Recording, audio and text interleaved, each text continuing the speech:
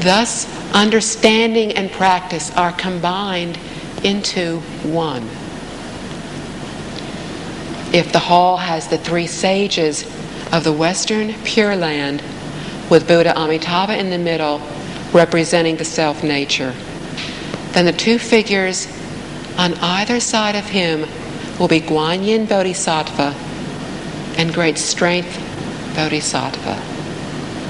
They respectively represent compassion and wisdom, completely symbolizing infinite wisdom and virtuous capabilities. Therefore, we again see that Buddhism is an education. There are profound meanings within the names of the Buddhas and Bodhisattvas. The name of Buddha Shakyamuni has two meanings within it. Shakya means humanity and kindness. Muni means purity of mind. The teaching of these two qualities are advocated because many people in this world lack compassion and kindness. Moreover, all sentient beings lack purity of mind, constantly dwelling in wandering thoughts, greed, anger, ignorance, arrogance.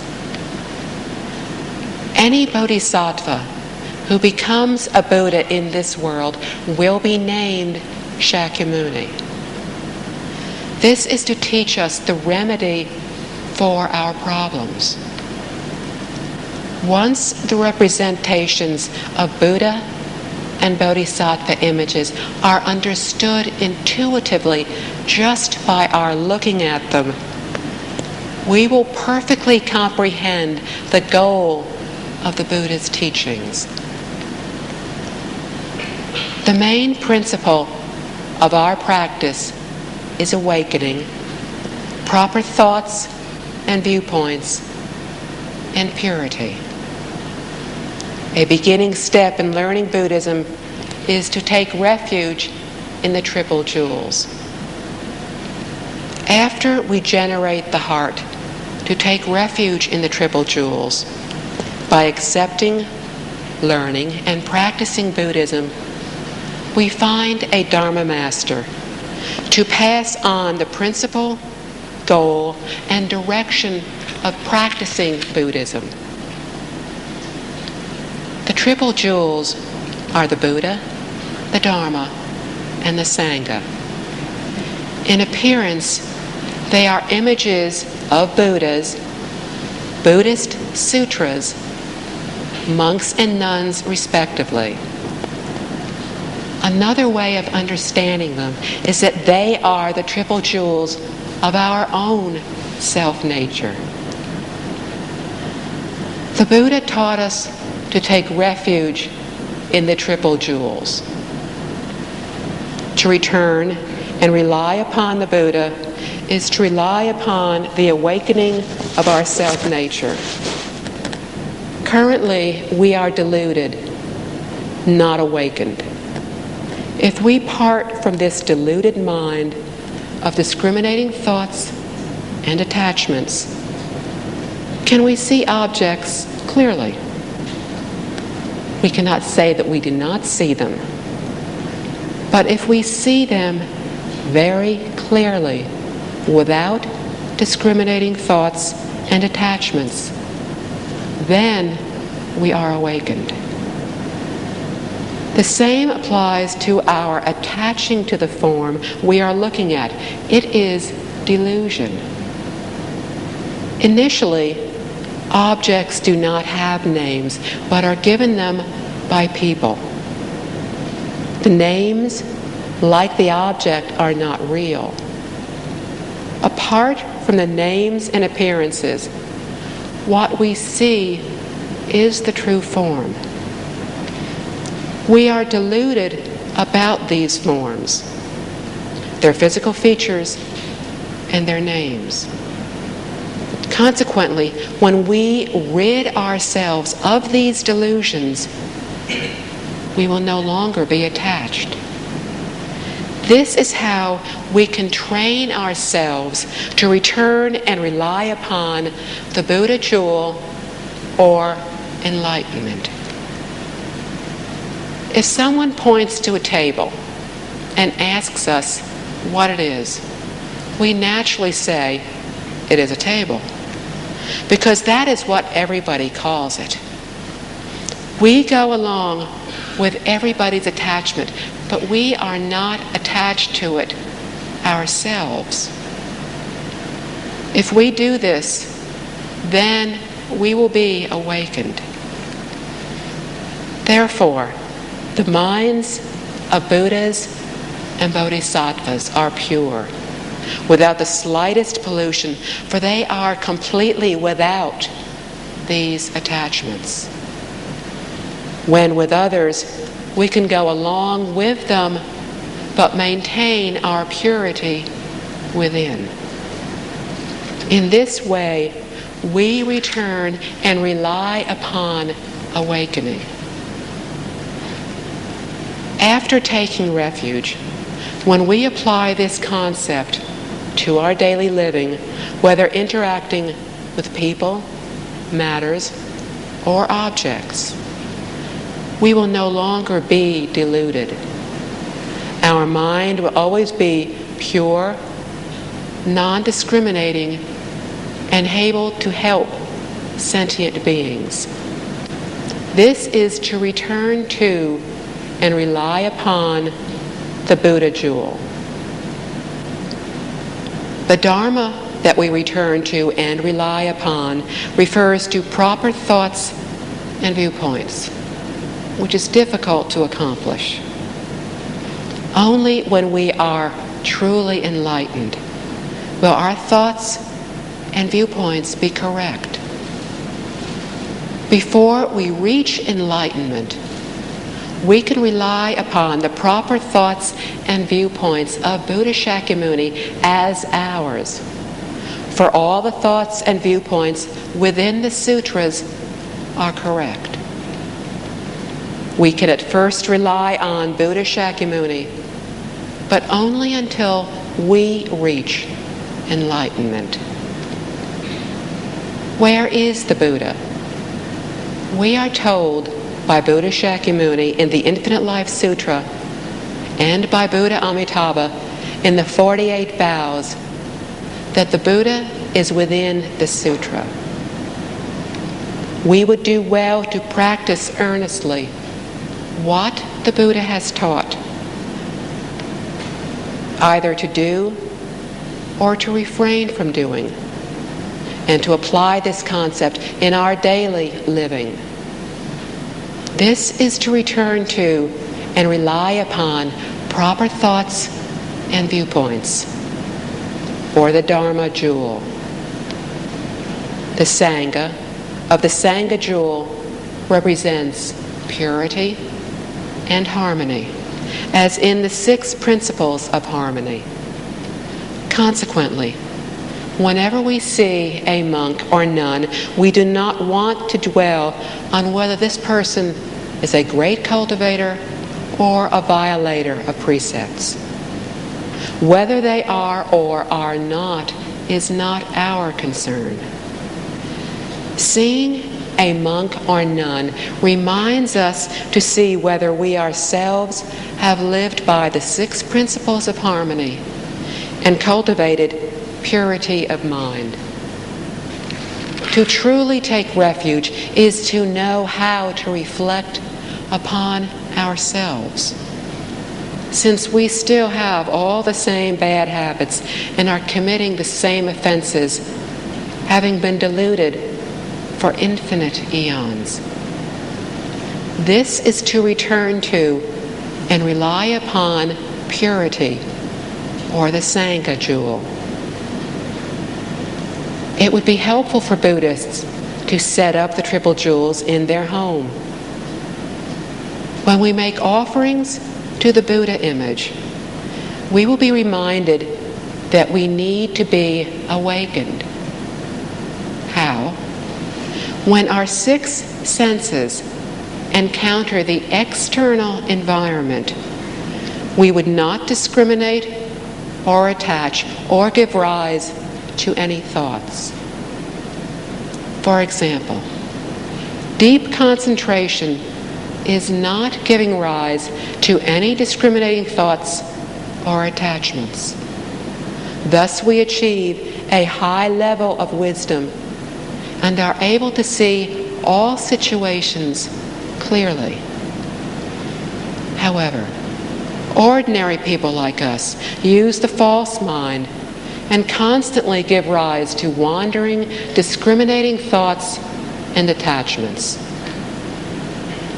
The appearance of everything we see is false, is illusion. Once we understand these principles and have learned not to have wandering thoughts and attachments, we also become a bodhisattva or a Buddha. An important part of Mahayana practice is generating the Bodhi mind, the great, compassionate, sincere mind, with every thought to attain complete realization for self and others. How will we reach realization? When we first understand that this world is full of suffering. For although we feel happy at times, this is not true happiness, for it does not last. Upon careful and rational observation of society, we may find our conclusions frightening. Looking back over the last 30 to 40 years, we see that people used to be kinder, more considerate. People nowadays are selfish and often only think of themselves and benefiting themselves at the expense of others. This selfishness has created a chaotic world, making even our climate abnormal. Therefore, the first thing in generating the Bodhi mind is to realize that this world is full of suffering. However, the Western Pure Land is a land of ultimate bliss. For Pure Land practitioners, true awakening is when we sincerely seek to escape the suffering of this world and attain the true happiness in the Western Pure Land. Second, the aspiration of awakening is to benefit and to help all sentient beings, to think of others, not of ourselves. We enthusiastically impart all of our knowledge to others who are interested in learning. This is the giving of the Dharma. There is nothing more important than the Buddha's teachings. The Buddha told us that of all the kinds of giving, the giving of Dharma is foremost.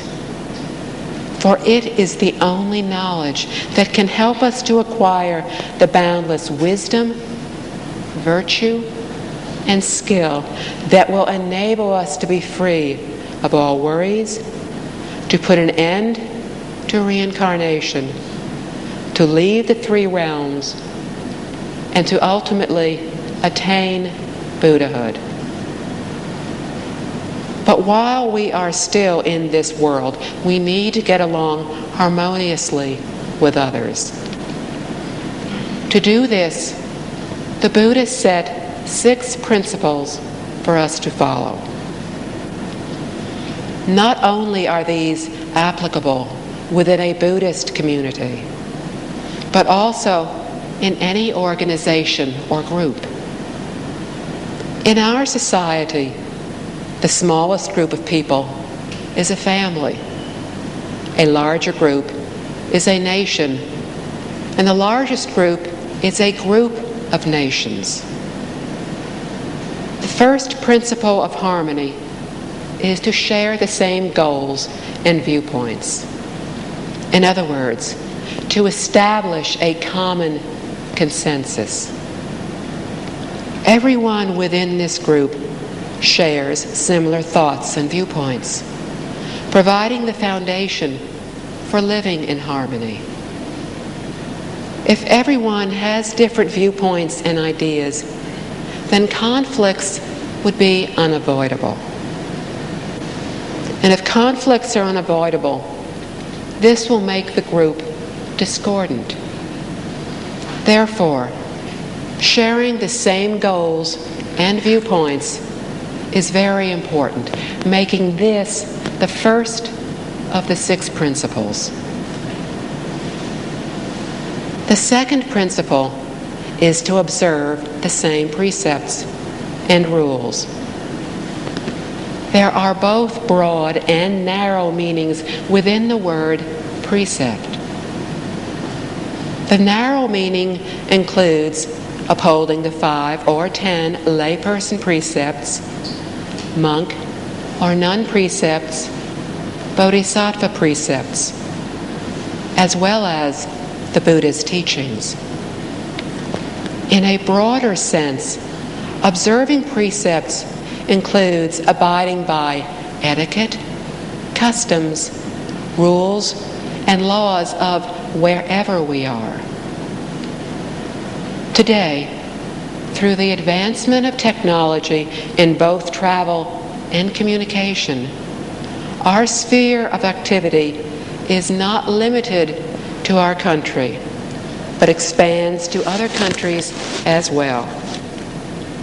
Whether sightseeing, on business, or visiting others, it is essential to observe the local customs and laws, thus being respected and welcomed wherever we go. This principle is practical and brings joy to others. Therefore, upholding the precepts also includes following the customs and laws of the country that we are in.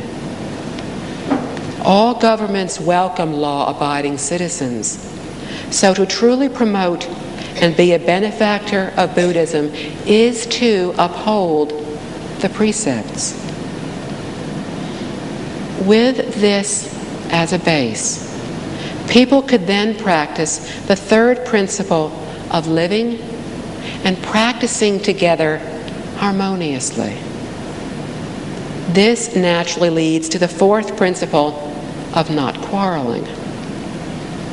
When living together and sharing a common consensus, a group would naturally not have any conflicts. To practice with the same goal and to achieve improvement daily ensures that the community would experience the joy and inner peace that is the fifth principle. The sixth principle is to share benefits equally. Benefits refers to our daily necessities. A Sangha does not merely represent a community of monks and nuns. At home, the family can also practice Buddhism and accord with the 6 principles of harmony. Even within a company, everyone, from the employer to the workers, can practice Buddhism to make up a Sangha. Therefore, it has a very broad meaning. Within this Sangha, one strives to share benefits. For left-home people, it means having the same manner of living. From the person in charge to the person with no formal responsibilities. Everyone shares the same manner of living with no special treatment. We would do well to live by the 6 principles of harmony, to learn how to better get along with others. when with other organizations or groups, regardless of whether or not they practice these principles, we ourselves need to accord with the spirit of these principles to truly follow the Buddha's teachings. Buddhas and Bodhisattvas are our best role models, while we are to be good role models for others who are not Buddhist. This is the spirit of Buddhism, using our behavior to influence and to benefit others. We are thus promoting Buddhism.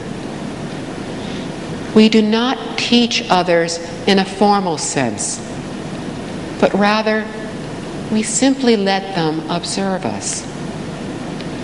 Thus, our daily practice and conduct can unobtrusively and imperceptibly help to influence and change others, just as Buddhas and Bodhisattvas manifest in this world to help others. Another important guideline for our practice is the three learnings of self-discipline or precepts: deep concentration and wisdom. The three learnings summarize all the teachings of Buddha Shakyamuni and of all the Buddhas in the past, present, and future. The teachings of precepts placed most emphasis on rules, regulations, and laws which we need to follow to successfully interact with people and matters. This will enable the members of society to enjoy a wonderful and fulfilling life. Worlds absent of law and order are worlds of chaos. Although we may possess good fortune and wealth, we may still be unhappy because we live in fear and insecurity. Why? Because we have discarded law and order. The precepts thoroughly explain the principles, methods, and the state of mind we need to bring about law and order. The three learnings clearly explain this concept. We practice these precepts, or self-discipline, to attain deep concentration. We then practice deep concentration to attain wisdom. In other words, we practice the Buddha's teachings in order to attain the ultimate, perfect wisdom. Once we uncover this inner wisdom, we will know the true reality of life and the universe, including how to restore our original abilities. Presently, we are in a state of delusion. Delusion occurs when the mind-heart is not still, while an enlightened mind-heart remains unaffected. When our six senses encounter the environment, our mind-heart moves, giving rise to wandering thoughts. The Buddha taught numerous ways of practice so we can remain unaffected in all situations, not giving rise to any wandering or discriminating thoughts or attachments. This state of mind is deep concentration. Correcting our erroneous thoughts, speech, and behavior is cultivation. We accomplish these through self-discipline and concentration. For the pure mind, self-discipline is the external standard. Concentration is the internal standard. The external standard is very important, but most important is the internal standard, because it helps us to achieve our goal, to attain wisdom. With self-discipline, we attain the constant concentration that gives rise to the ultimate, perfect wisdom. How do we first attain proper realization, then equal and proper realization, then the perfect, complete realization? These levels of attainment depend on the strength of concentration, the extent of the purity of mind. As Buddhists, the goal of our practice is this perfect, complete enlightenment. If we depart from rules of order and purity of mind, we are not practicing Buddhism. No matter which method we practice, whether Buddha name chanting, precept observation, mantra recitation, or Zen meditation, if we do not follow the guidelines, we cannot attain the pure mind. All would be just window dressing.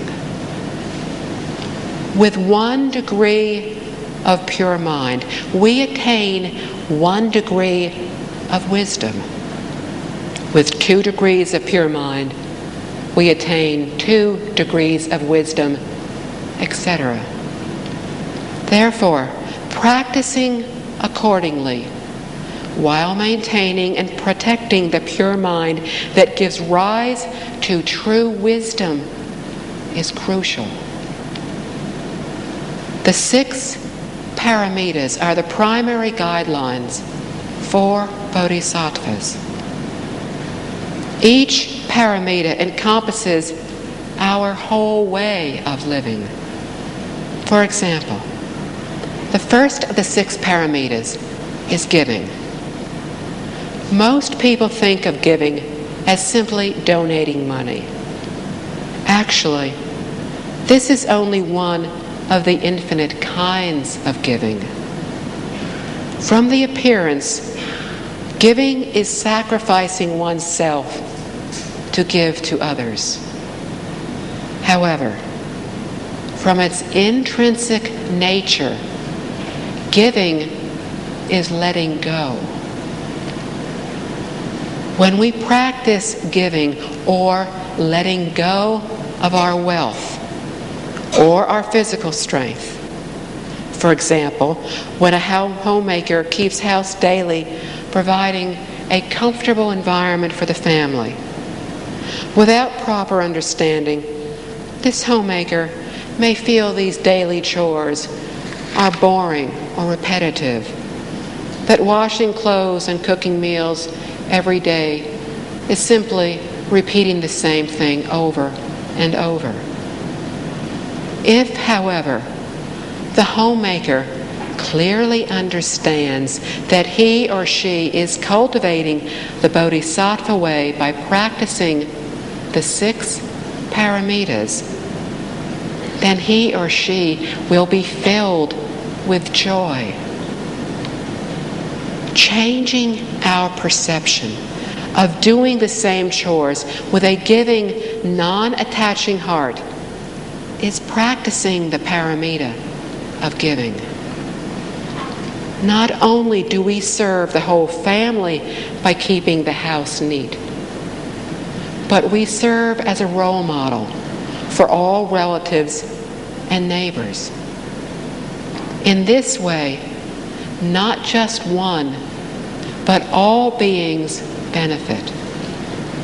We are thus a role model for all families, whether managing a store or business, Being a role model for others is practicing the Bodhisattva way and guiding sentient beings.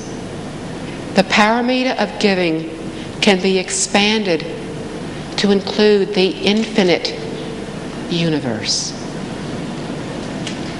Giving is comprised of 3 categories: the giving of wealth, the giving of teaching, the giving of fearlessness. The giving of wealth includes internal and external wealth. Internal wealth involves all of our mental and physical labors which benefit others. External wealth is the giving of all other things. For example, money or food. As a result of the giving of wealth, we in turn gain wealth. The giving of teaching is the willingness to instruct others while not selfishly holding back any knowledge. It is to do our best in educating willing students. As a result, we gain intelligence and wisdom. The giving of fearlessness includes soothing away others' fears and fostering a feeling of security. As a result, we gain health and long life. Most people wish for wealth, intelligence, wisdom, health, and long life. When there is a good cause, a good reward will follow. However, we do not receive the reward without first planting the good fruit. By practicing all these kinds of giving, we perfectly attain all of these rewards. After careful observation, we will see that there are very few who have everything they wish for. Some wealthy employers do not possess great intelligence or wisdom, but have intelligent and wise employees working for them. These intelligent and wise employees have cultivated wisdom in their past lives, but did not cultivate good fortune. On the other hand, these employers cultivated good fortune, but did not cultivate wisdom. Using Buddhist principles to observe society enables us to know how to conduct ourselves in the future. Frankly, true wisdom is more important than good fortune. Wealth is good fortune, but how we use and allocate wealth requires a high level of wisdom. Without wisdom, possessing wealth may lead us to create infinite bad karma from bad deeds while thinking that we are doing good. Without wisdom, we are unable to distinguish true from false, beneficial from harmful. And often we are ignorant of even having conducted ourselves in an erroneous manner. All these principles are explained very clearly in Liao Fan's 4 lessons. Within goodness, there exists true and false, proper and improper, big and small, difficult and easy. From its appearance, what may appear to be a good deed due to changes in its nature sometime later may turn out to have been a bad one. On the other hand, what may initially appear to be a bad deed can turn out to have actually been a good one. Therefore, we need insight to understand the outcome of all good and bad deeds, and not to judge them by their initial appearance. And we need a high level of wisdom to deeply understand and to be far-sighted enough to correctly distinguish the truth. The second paramita is precept observation or self-discipline, which also has a broad meaning. We follow the Buddha's teachings, accord with customs, laws, regulations of wherever we are.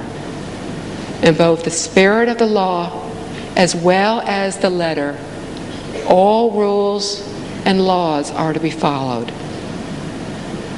The third paramita is patience, whether interacting with people, matters, or objects.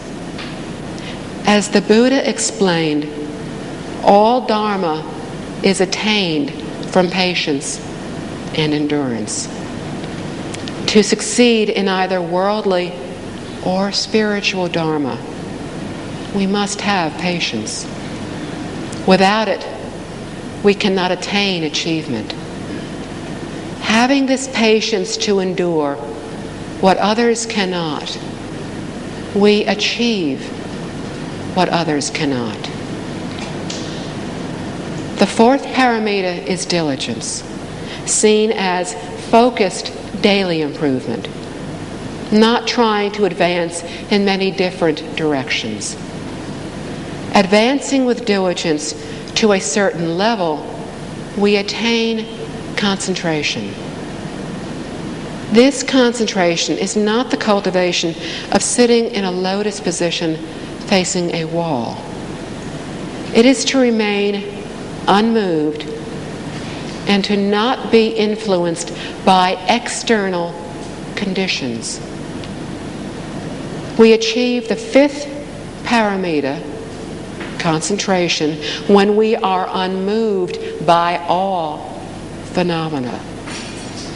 It is seeing everything clearly and knowing that all is intuitive wisdom. The prajna wisdom, which is the sixth paramita. In this way, we will live happily. For example, when we buy a refrigerator, use and maintain it nicely, it can last at least 10 years. During these 10 years, there will be improvements and changes in refrigerator manufacturing. Will we want to exchange it for a new one? When there is no need for a new one and we continue to use the old one, we have concentration. When we are moved upon seeing a new model in the store and want to buy it to replace the old one, we have neither concentration nor wisdom. Living in this way, we would not be happy because our income would slip through our fingers just trying to keep up with new products. The order in practicing Buddhism is belief, understanding, practice, and attainment. First, we have unwavering belief, for without it, we will be unable to accept the Buddha's teachings. It is not that easy to give rise to this belief, as it all depends on affinity or condition. Without these, it would be extremely difficult to have this unwavering belief. In believing, we first need to believe that we possess the Buddha nature and that we can definitely become a Buddha. Second, we need to have confidence in our original teacher, Buddha Shakyamuni, knowing he would not lie to us.